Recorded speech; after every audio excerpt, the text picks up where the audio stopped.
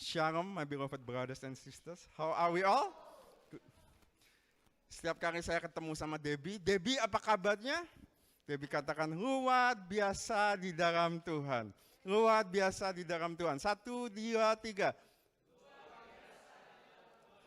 Are we all excited for the words of God today? Yes? Turn to the people sitting next to you and say, God is good all the time, and all the time, God is good.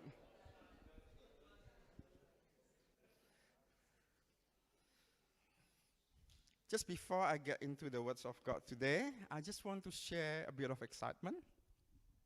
Few excitement, actually. Multimedia, are we ready?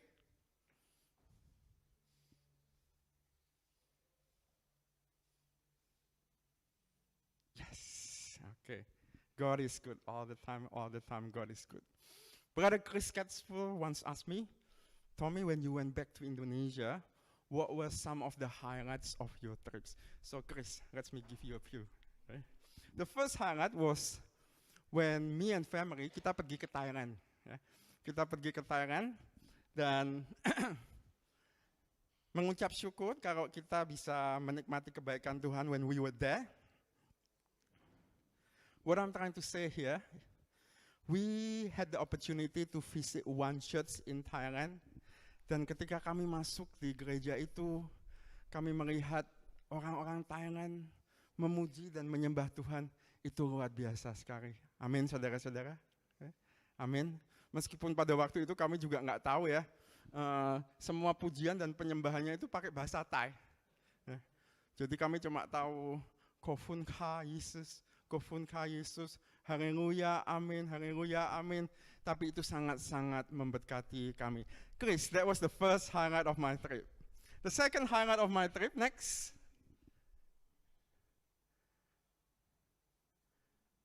Ya, oke. Apa ini saudara-saudara? Ini SAB.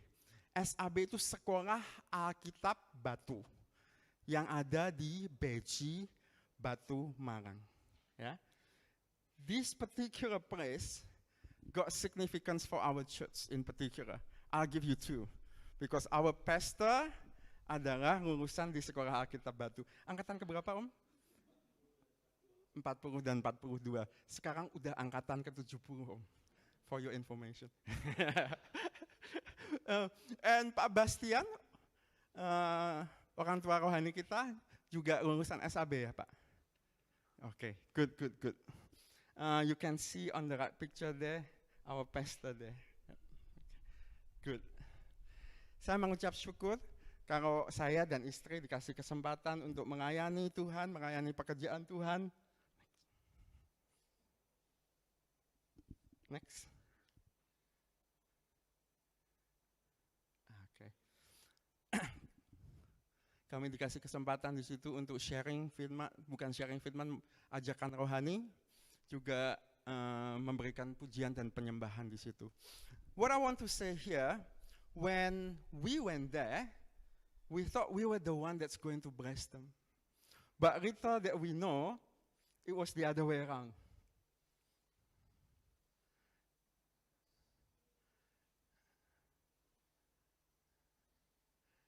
When we went there, we thought we were the one that's going to bless them, but it was the other way around.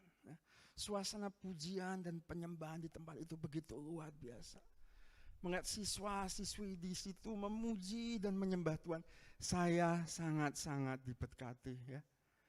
Mereka duduk, mereka berdiri, mereka berlutut, luar biasa. They were all immersed in the presence of the Lord. Immersed in the presence of the Lord. Atmosfer surga yang begitu luar biasa di tempat itu, saudara-saudara. What I want to say here, and I felt that same atmosphere in this place today. Amin, saudara-saudara. Yes, yuk kita jaga api kita jaga kekaguman kita, being immersed in the presence of the Lord. Yes. Okay, are we all excited for the words of God there? Okay, good. Let's pray for the words of God today. And speaking of kasih karunia, I'm going to share with you the title of my devotion today is Life-Changing Grace. Life life-changing grace. Saya yakin dan percaya bahwa kita sebagai anak-anak Tuhan, I think I'm too excited here. Kita sebagai anak-anak Tuhan, when we are thinking about life-changing grace, when we are thinking about grace, langsung pikiran kita, my perception, my visions there, kita berbicara tentang apa? Janji keselamatan, jaminan keselamatan. Itu 100% betul.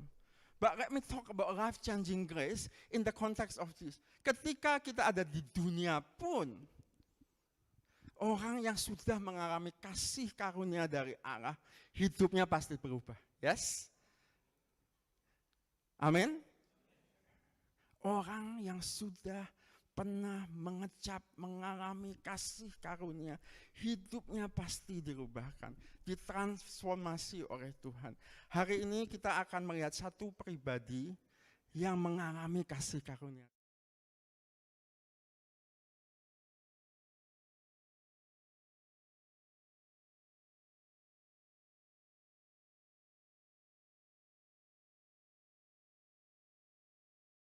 Or you had been informed about the story of this particular person. Okay?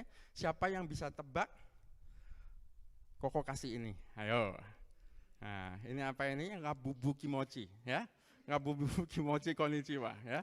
Siapa yang bisa tebak? Koko kasih ini. Oke. Okay. Samson? Anybody else there? Oke, kita berpacu dalam melodi, ya. Berpacu dalam melodi. Titito, titito. Ya, tepuk tangan buat Devi, ya. Oke. Kita akan belajar tentang Sakyus yang kita ambil di dalam kitab Lukas 19:1 ayat ke-10. Yuk kita buka Alkitab kita sama-sama. Yesus masuk ke kota Yeriko dan berjalan terus melintasi kota itu. Di situ ada seorang bernama Sakyus, kepala pemungut cukai, dan ia seorang yang kaya. Okay. Kalau Alkitab bilang dia seorang yang kaya, pasti kaya, ya. Atau orang Surabaya bilang sugihepol, ya. Sugihenemen. Okay. Ayat ketiga, ia berusaha untuk melihat orang apakah Yesus itu, tetapi ia tidak berhasil karena orang banyak sebab badannya pendek. Maka berlarilah ia mendahului orang banyak lalu memanjat pohon ara untuk melihat Yesus yang akan lewat di situ. Ketika Yesus sampai ke tempat itu, ia melihat ke atas dan berkata, Sakyus, segeralah turun sebab hari ini aku harus menumpang di rumahmu. Lalu Sakyus segera turun dan menerima Yesus dengan sukacita. Tetapi semua orang yang melihat hal itu bersungut-sungut, katanya ia menumpang di rumah orang berdosa. Tetapi Sakyus berdiri dan berkata kepada Tuhan, Tuhan, setengah dari milikku akan kuberikan kepada orang miskin, dan sekiranya ada sesuatu yang kuperas, dari seseorang akan kukembalikan 4 kali lipat. Kata Yesus kepadanya, hari ini telah terjadi keselamatan kepada rumah ini karena orang ini pun anak Abraham. Sebab anak manusia datang untuk mencari dan menyelamatkan yang hilang. Amin. Amin. So I'm going to share my devotion here and I'm going to divide that into 3 sections. Izinkanlah saya membagi itu menjadi 3 bagian. Pertama kita akan melihat who is Sakyus. Kedua kita akan melihat Jesus and Sakyus.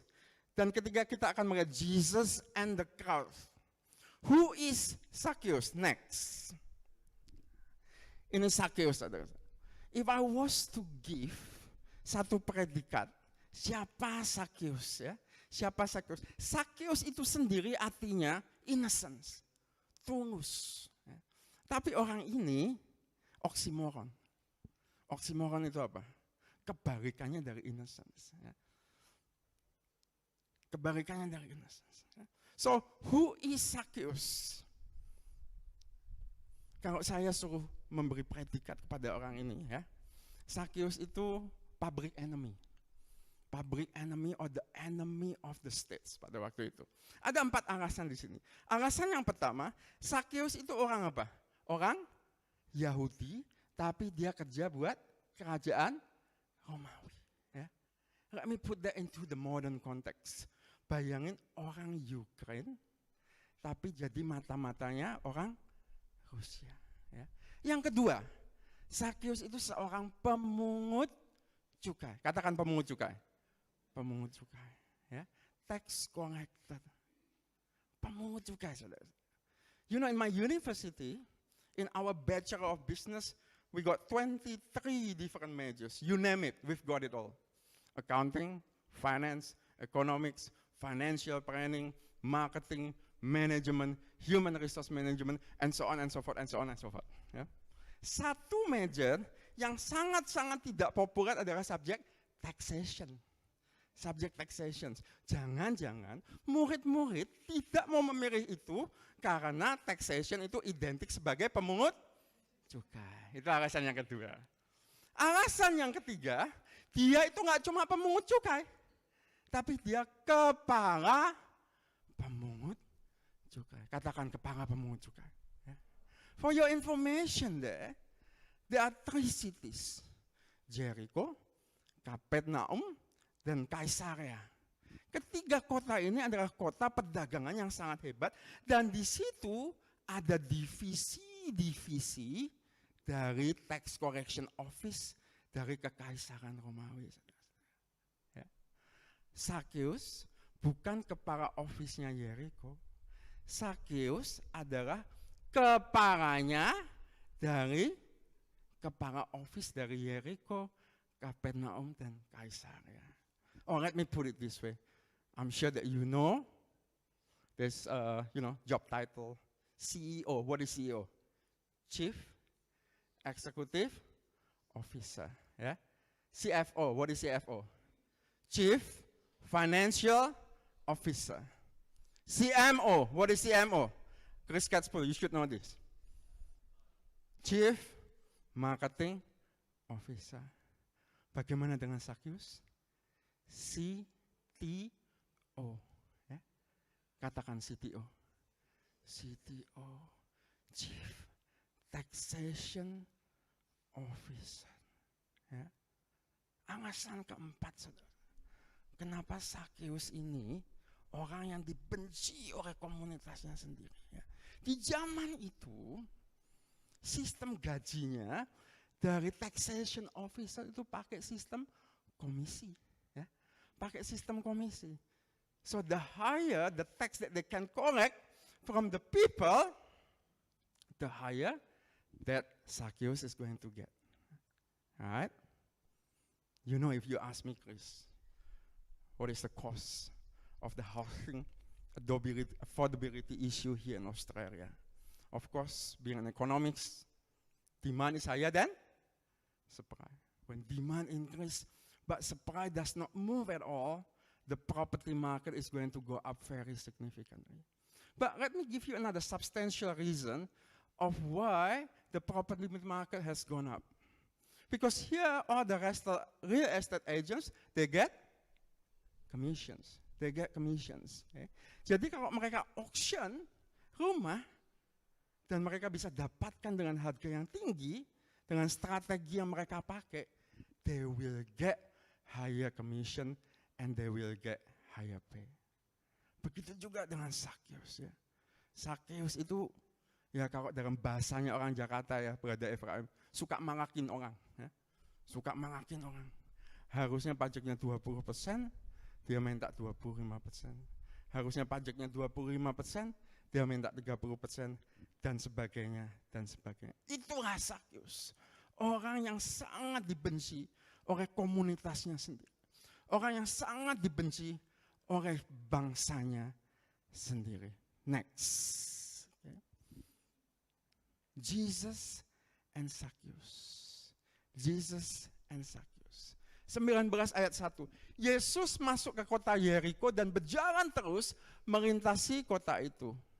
Langsung lompat ke ayat kelima. Ketika Yesus sampai ke tempat itu, ia melihat ke atas dan berkata, Zacchaeus, segeralah turun sebab hari ini juga aku harus menumpang di rumahmu.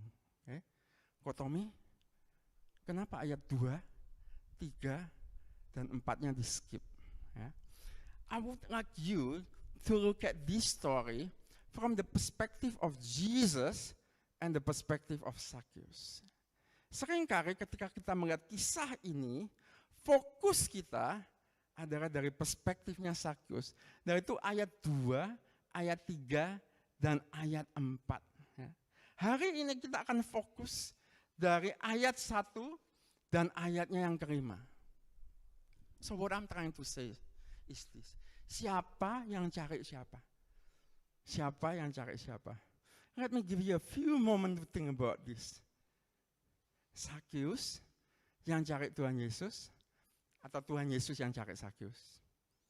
Let me give you a few moments to think about this. Saya rasa kalau kita lihat dari point of view-nya Zacchaeus, bukan Zacchaeus yang mencari Tuhan Yesus. Ya. Dia ada di sana karena dia berusaha untuk melihat orang apakah Yesus itu. Jadi Zacchaeus itu seperti orang banyak. Ratusan orang banyak atau jutaan orang banyak. Mereka itu penasaran untuk melihat satu pribadi yang bernama Tuhan Yesus ini. Kenapa begitu? Ada 2 alasan. Alasan yang pertama, karena pada waktu itu Tuhan Yesus itu the rising star. Yes? Okay.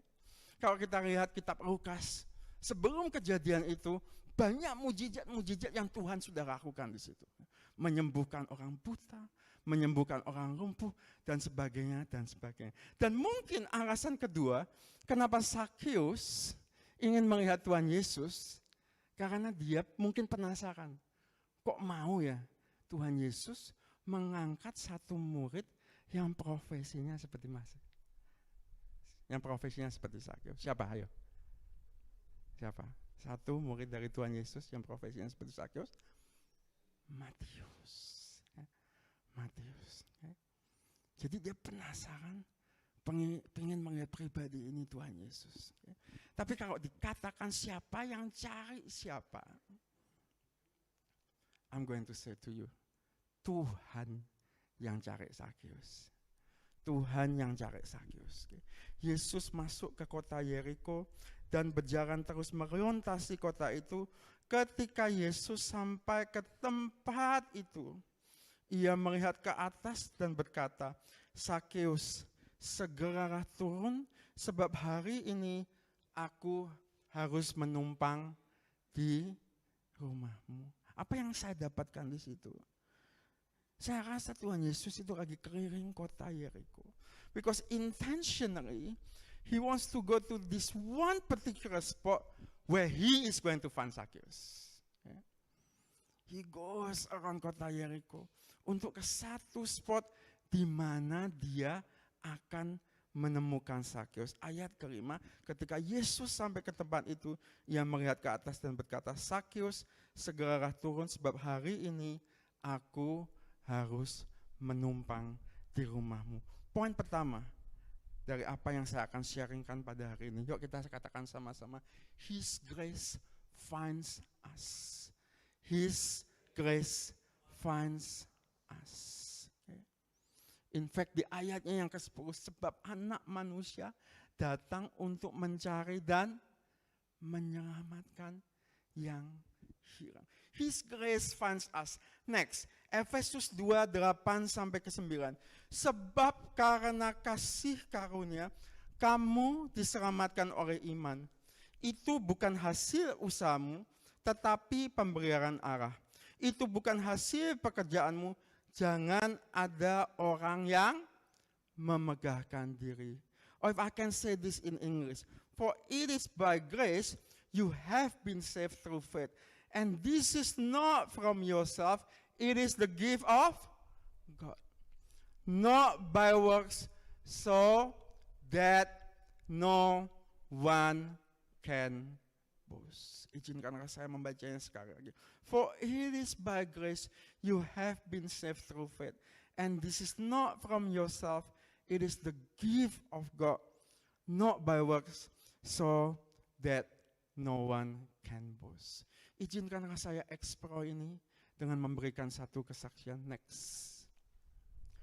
The 3 women whom Jesus has used to transform my life. Okay. Yang pertama adalah siapa itu?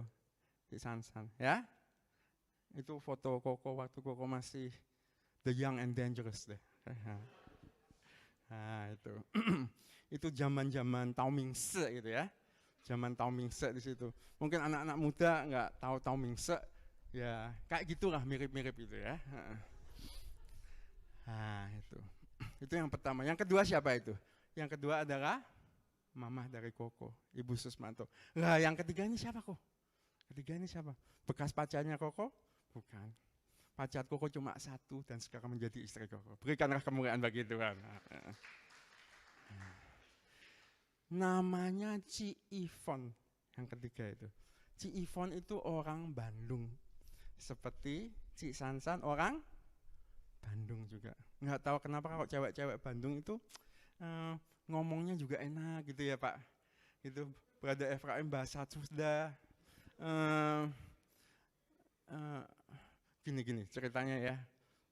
Ci Sansan gitu, ya hang on. Let me go to the right spot for me to be able to tell that. Pokoknya kalau orang Sunda itu ngomongnya enteng, nggak kayak orang Jawa bakbuk ya. Okay. So what I'm trying to say is this, okay? Maybe you have to pay attention to this particular point here. You have to pay attention to this particular moment because Debbie kan ask Koko ya, Koko umur berapa? Nih Koko kasih tahu, ya. But indirectly, yeah. So the story is like this. You want to hear the story? Yes. Say yes, please. Okay. Say yes, please. Yes. Okay. I know Nachang is very excited about this. Okay. So I came to Australia when I was 15 years old, and the year was 1995. Tapi langsung hitung ya. Langsung ketahuan umurnya. Okay. The year was 1995. Mama Koko wanti-wanti ya. Kamu di Australia, kamu jangan pacaran sama orang Kristen. Kamu jangan pacaran sama orang Kristen. Kenapa? Ya. Kalau kamu pacaran sama orang Kristen, kamu udah nggak bisa sembayang sama leluhur kita, nggak bisa sembayang sama topekong kita nggak bisa sembayang lagi sama dewa-dewi kita. Okay? So that's why I think I mentioned to you before that Koko nggak pernah pergi itu namanya Sunday School. Ya. Jadi kalau Koko nggak pernah dengar Sakyus, baru sekarang dengar Sakyus ya itu sebabnya. Ya. Okay? And today God has put into my heart for me to share about Sakyus. So let me continue the story. But God is good all the time. And all the time God is good. Yuk katakan itu. God is good all the time. And all the time God is good. Ya. Saya masuk satu homestay. Siapa anak-anak muda di sini?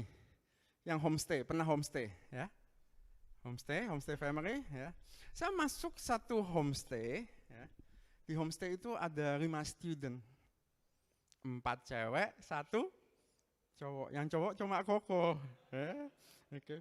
By the way, if I say Koko itu artinya saya, ya. Okay. Maybe some of the older people here, why you keep saying Koko. I just do not want to accept that I'm, 45 years old. Semua kemuliaan bagi Tuhan. Okay? Tuhan baik. Okay? So, I went to this.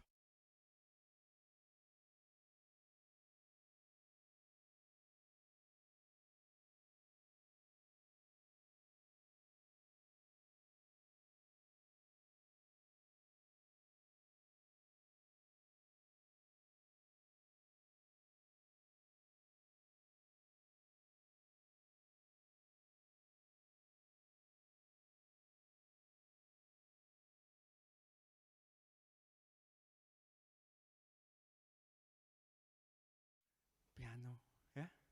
Kamu bilang, kamu main piano bagus, yuk ikut si Ivon ke gereja Koko untuk ngiringin choir di gereja Koko. So, I started going to that church. Ketika saya mulai main piano, ada satu cewek, saudara-saudara. Datang, kamu main pianonya bagus amat. I believe that was the start. Kasih karunia itu datang kita. I believe that was the start. Habis itu koko terngiang-ngiang sama cewek Sunda ini, saudara-saudara.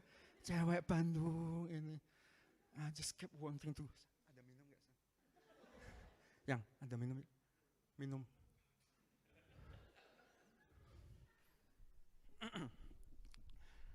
Koko terngiang-ngiang sama satu cewek ini. So, well, I started going to the church more and more often untuk ketemu sama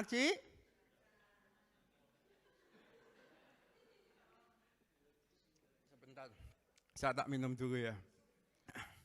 So, to cut the story short, gara-gara Ci Ivon sama Ci Sansan, akhirnya Koko ditemukan oleh kasih karunia itu. Koko ditemukan oleh kasih karunia itu. Ada satu KKR, I surrender myself. I want to be born again and I receive Christ as my only Savior. Berikanlah semua kemuliaan bagi Tuhan. The testimony has not stopped here. The testimony is going to keep going here. And what I'm trying to say here, jadi kita mulai mendoakan mama. Mama saya itu loju ya. Loju dari satu kuil, satu kelenteng di Semarang. Loju itu seperti majelis lah. Ya. Koko sama Cik Sansan, kita mulai doain mama. Tahun pertama tidak terjadi apa-apa. Tahun kedua tidak terjadi apa-apa. Tahun ketiga tidak terjadi apa-apa. Dan kita mulai katakan kepada mami.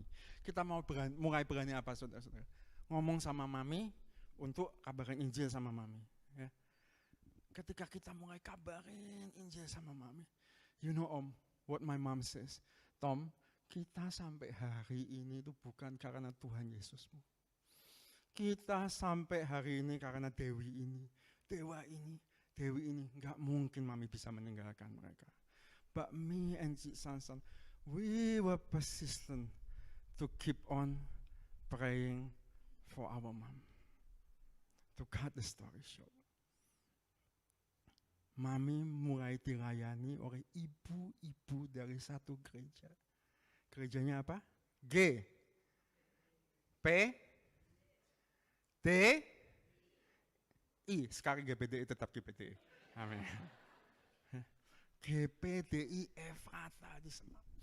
Mami mulai dideketin, dilayani, diajak ikut persekutuan dan sebagainya dan sebagainya. But of course, gengsi dong, ya.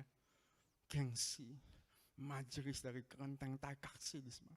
Masa harus ikut Tuhan Yesus? You know, on one particular morning, I received a phone call from my sister. Koko waktu itu ada di Brisbane. My sister is in Indonesia, in Semarang. Ko, mami buta. Ko, mami buta. Apa maksudnya? Penglihatan di bagian kanan mami udah hilang 80%. Di bagian kiri udah hilang 40%. Mami saya itu kena glaukom, saudara-saudara. Kena glaukom dan itu bahaya sekali. Kalau nggak diatasin dengan cepat, ya, itu bisa mengakibatkan kebutaan. Jadi waktu itu sama adik saya langsung dilarikan ke Singapura. Di Singapura luar biasa sekali. Karena kasih karunia. Mata mami bisa diselamatkan dengan satu eye doctor di Singapura yang sangat terkenal, namanya Profesor Atarim. To cut the story short, so the following morning, I went to Singapore. Mama saya di hospital, mata kanan ditutup, mata kiri ditutup. Ya. Dan kemudian mami saya katakan ini kepada saya. Tom, kamu tahu nggak Tom? Baju mami yang warna merah. Nanti mami mau kasih ke teman mami. Warna merah itu artinya apa, saudara-saudara? Kalau orang di kepercayaan itu, ya, kalau mereka meninggal itu mereka pakai baju warna merah. Habis ini mami mau beri baju warna putih. Kenapa, Mam? Soalnya mami udah mengambil keputusan Nanti balik ke Semarang, Mami mau terima Tuhan Yesus, Mami mau dibaptis. Semua kemuliaan bagi Tuhan.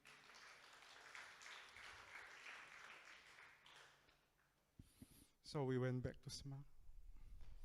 Mama saya mulai ikut katekisasi.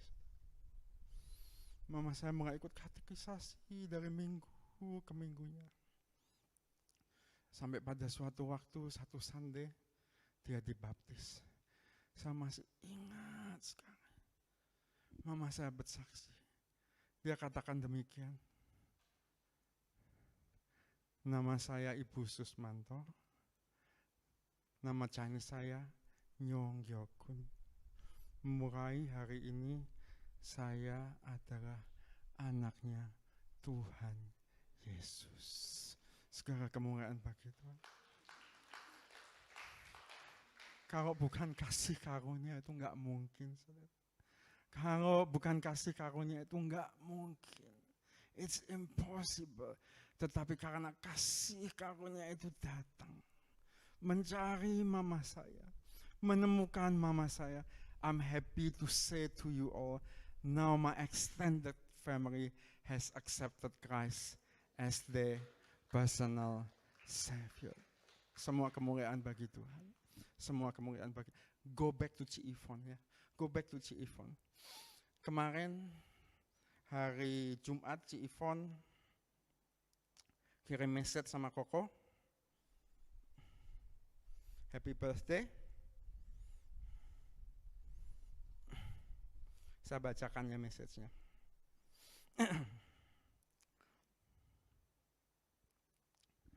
Hey Tom, may God bless you and your family abundantly. May you continue to be a blessing for many. Sabar. Thank you, Ci. Minggu saya akan sharing di gereja. And in one particular section, I'm going to share a testimony about you. Huh? Okay. How God has used you to come, how God has used you so that I can come to know His grace. Pay attention to this. This is the reply of Ciifon buat Koko. No, Tommy, it's not me. He is God. He is the one with the grand plan for you. He could have used anyone to reach you. I was just available at that time. Let me read her message to us one more time. Well, it's not me, Tommy. He is God. He is the one with the grand plan for you. He could have used anyone to reach you.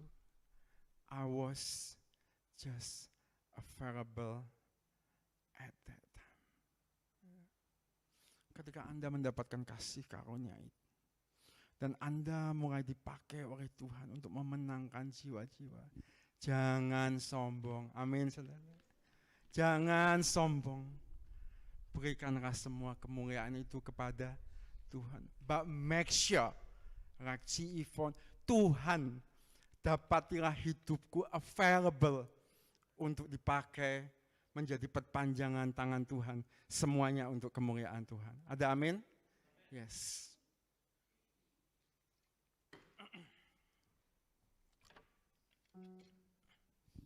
Oke, next. Ini sedikit intermezzo. Mirip kan? Itu Taomingse, sudah. Itu Taomingse. Oke.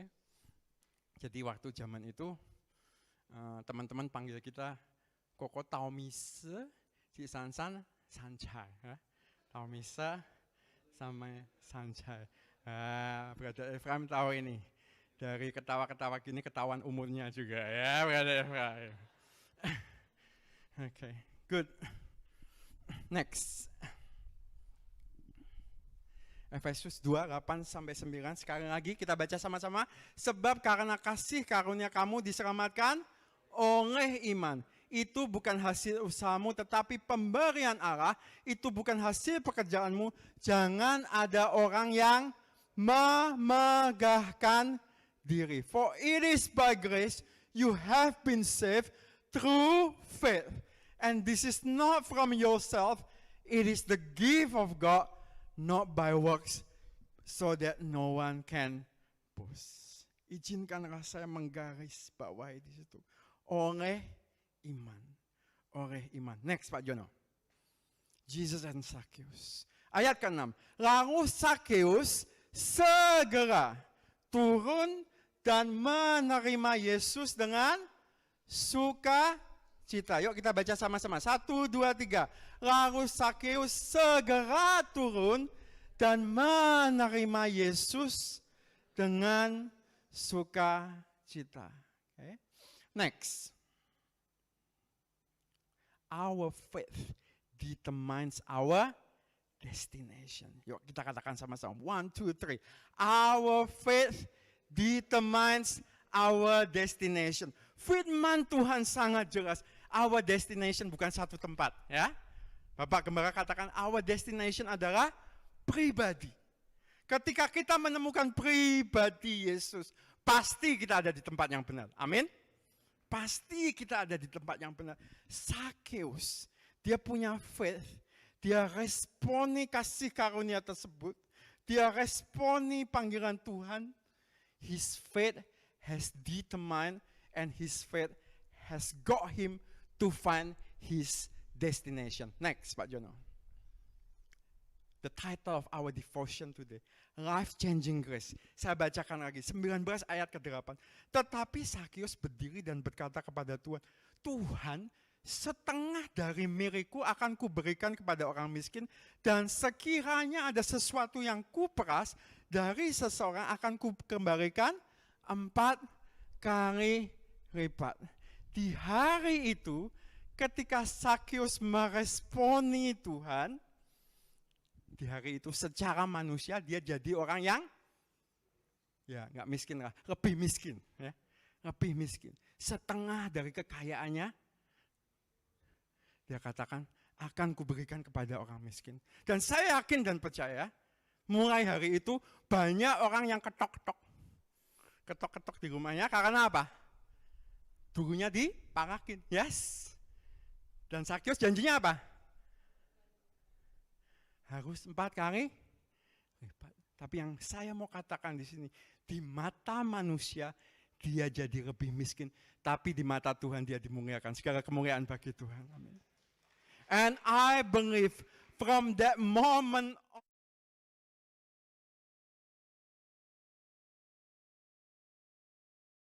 tadinya public enemy, the enemy of the state, mendapatkan hati sekarang untuk memenangkan bangsanya sendiri.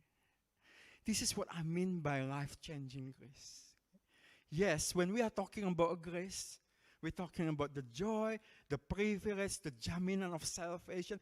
There is 100% correct. Pengorbanan Tuhan begitu besar, sangat besar dan teramat besar. But what I'm trying to say, selama kita hidup di dunia pun, ketika kita meresponi kasih karunia tersebut, hidup kita pasti dirubahkan. Hidup kita pasti dirubahkan. Ada transformation yang terjadi di dalam kehidupan. Ketika kita responi kasih karunia itu dengan hati yang penuh ucapan syukur kepada Tuhan. Berikanlah kemuliaan bagi Tuhan. Kata Yesus kepadanya, hari ini telah terjadi keselamatan kepada rumah ini karena orang ini pun anak Abraham. Next. Nah, kita masuk di dalam bagian ketiga. Jesus and the crowds. Jesus and the crowds. Tetapi semua orang yang melihat hal itu bersungut-sungut, katanya ia menumpang di rumah orang berdosa. Kita lihat the crowds, how they were reacting at that point of time. Mereka pasti menggerutu, mereka sebel. Kenapa Zacchaeus? Kenapa nggak rumah saya? Kenapa Zacchaeus? By the way, ketika saya baca ini luar biasa sekali ya. Tuhan Yesus itu satu-satunya orang, baru ketemu orang baru katakan, malam ini gue mau tidur di rumahmu. Luar biasa kan ya? Of course, dia pencipta bumi dan segala isinya. Ya. Coba kalau Anda baru ketemu Pak Yefta pertama kali gitu ya, itu katakan, oh, Yefta mau tidur di rumah saya gitu. Ya. Mungkin saya bilang, nanti aja deh mikir-mikir dulu. Ya. But what I'm trying to say here, Sakius yang meresponi Tuhan dengan immediately, tapi di lain pihak, the crowds, they were all complaining. But sungut-sungut, kenapa dia Tuhan? Kenapa dia Tuhan? Kadang-kadang kita pun sebagai orang Kristen juga bisa seperti itu. Kita memetak-metakkan, Tuhan kalau si A oke lah Tuhan. Kasih dia kasih karunia. Tapi si B Tuhan, aduh, tengah menyakiti saya ya. Aku punya akad kepahitan Tuhan. Sampai Tuhan pun diatur-atur siapa yang bisa dapat kasih karunia, siapa yang tidak bisa dapat kasih karunia. Itu manusia kadang-kadang seperti itu. Oh, in the softer context ya. In the softer context. Saya mau tanya, anak-anak muda, kalau teman Anda udah lama gak ke gereja, do you care? Ask yourself that. Do you care? I think you know what I'm trying to say there. Okay? Milikilah hati yang mencintai jiwa-jiwa, memenangkan jiwa-jiwa. Saya yakin dan percaya. Doa kita sebagai satu jemaat untuk Tuhan tambahkan jiwa-jiwa terlebih lagi. Tuhan akan kabulkan in His time. Dalam rancangan yang penuh damai sejahtera di dalam kehidupan kita. Amin saudara-saudara. Yeah.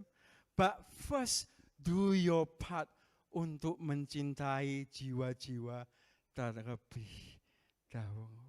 Ada amin? Ada amin. Next. Mahatma Gandhi. He once said this, I like your Christ, but I do not like your Christian. Your Christians are so unlike your Christ. If all Christians act like Christ, the whole world would be like Christian. Pada kenyataannya, kita anak-anak Tuhan. Ada kalanya kita nggak jadi berkat, malah jadi batu sandungan buat orang lain. Pak Bastian pernah berkata demikian. Sebagai anak-anak Tuhan, kita seperti apa Pak? Hidup di rumah kaca. Gerak-gerik kita, perlakuan kita, dunia itu melihatnya. Yuk kita sama-sama minta kepada Roh Kudus. Roh Kudus, ajar kita untuk berkomunikasi. Ajar kita untuk berinteraksi. Ajar kita untuk bersosialisasi. Sehingga kita bisa menjadi berkat bagi orang banyak. Semua kemuliaan bagi Tuhan. Amin. Amin. Next Pak. Poin yang ketiga, and this is going to be the last point of my devotion today. Give us a heart like yours.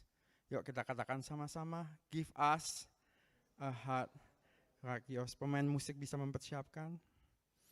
Give us a heart like yours.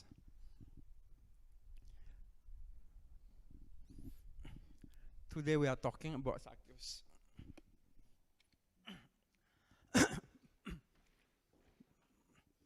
But I'm also reminded with this particular lady yang ada di dalam kitab Lukas juga.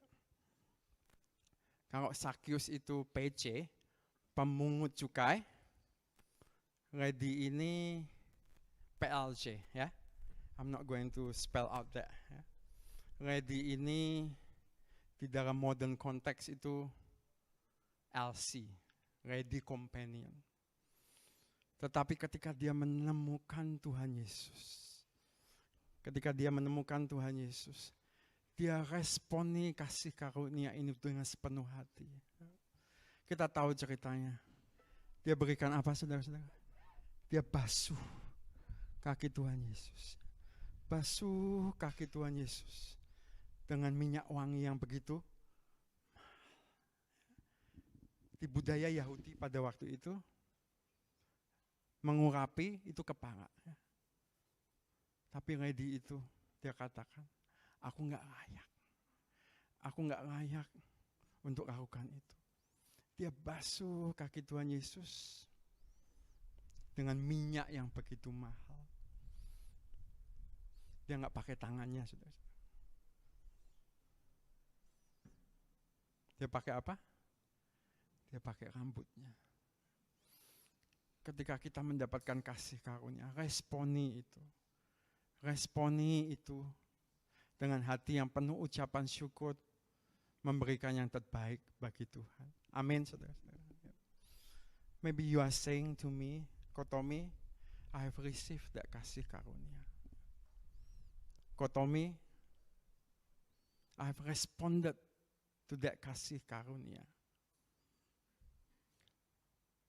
But what more can I do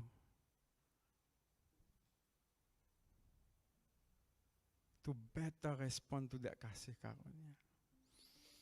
Anda dipanggil untuk melayani. Next, Anda dipanggil untuk melayani. Sebagaimana dari kita rindu untuk dipakai Tuhan, untuk melayani, untuk melakukan pekerjaan Tuhan. Yuk kita nyanyikan Jehovah Jireh, Jehovah Nisi. Kita sembah dan kita responi kasih karunia Tuhan yang begitu besar di dalam kehidupan.